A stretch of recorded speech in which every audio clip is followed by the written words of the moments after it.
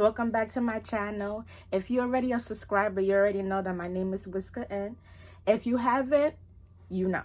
If you haven't, please like, comment, and subscribe to my video.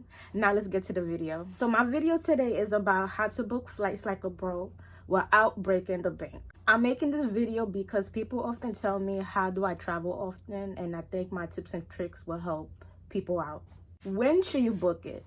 Now, it's very common to believe that the further you book your trip, the cheaper it would be, but that's like always not the case. My trip to St. Martin, I booked it in 2 or 3 weeks before my departure date, and it was a good deal. I was able to do that because tip number one, I signed up for newsletters from all airlines, which give you opportunity to book the cheapest flight. They offer good deals and sometimes airfares.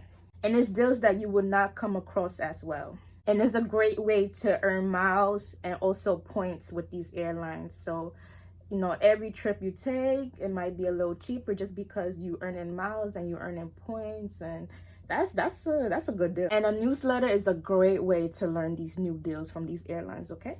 Take advantage of flight deals and airfare. Now, airfares often happen, but that's when you need to hunt because it happened when you least expect it. And when you see it, it won't last long. It will that price will last probably 5 hours until they skyrise that price. So when you see an airfare or when it's too good to be true, sis or bro, book it. I personally experienced an airfare, and it's a good feeling to get a cheap flight knowing it's a very pricey flight. I just booked a flight to Guatemala for $291, and usually the flights out there is over $450. Every time when I fly to Guatemala, I'm always paying more than $450, and it's ridiculous. So when I saw that price, I was like, oh, it's too good to be true. I'm booking it. And it happened at 3 a.m. So when you see them errors, usually them errors fair happens when people don't usually look for flights. So I believe around 12 a.m. to 5 a.m. And I believe that time is important when you try to book a flight, because when I booked my flight to Guatemala and it was $291 and it was 3 a.m. in the morning, that same day when I checked again in the afternoon, it was $458 or something like that. I will post the screenshots of the pictures up here somewhere.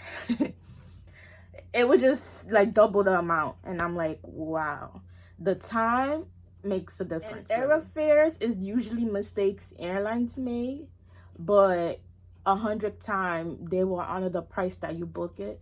So airfares is a blessing. Now, set up fares alert to track flights. Try tracking 1 or 2 months before your departure date. You will get a notification whether the price is high or low. And when it's low, that's the perfect time to book it. I personally use sites like Google Flights and Skyscanner to set up flights alert. They will always let me know whether the flights that I'm looking at is either high or low. Here's a video of Google Flights sending me a notification about Aruba and how the price increased. Now, book by the fare instead of the destination. Sometimes everybody wants to travel, but they don't know what destination they want to go. Google Flights will show you the lowest fare in the US or international. That's something that I want to do more often in 2021, is travel in the States. But recently, I don't know, because looking at them red and blue states in the United States, I kind of evaluating that. Yeah, I don't know, but I do want to travel in the States more often in 2021, definitely. And I feel that option Google Flights give is pretty good, because not everybody want to know where they want to travel to. And if you see a cheap fare somewhere domestically, you're going to want to book it. So I think it's a great way to travel and save. Let's not forget about Skyscanner. They give you that option as well. Whether if you want to travel domestically or internationally, they will give you the lowest fare for any month or any year. Yeah, I just scratched my head. Look at my fingers now. And also, by just booking by the fare, you could buy multiple destinations that you want to go. Like, you don't have to go to one destination. You'll go to multiple destinations. Shit, why limit yourself? Sky is the limit. I think that's what I want to do. Fly to one cheap destination and then go to another cheap destination. Now, before booking your trip, it's very common to purchase your accommodations, your plane tickets, and also your activities.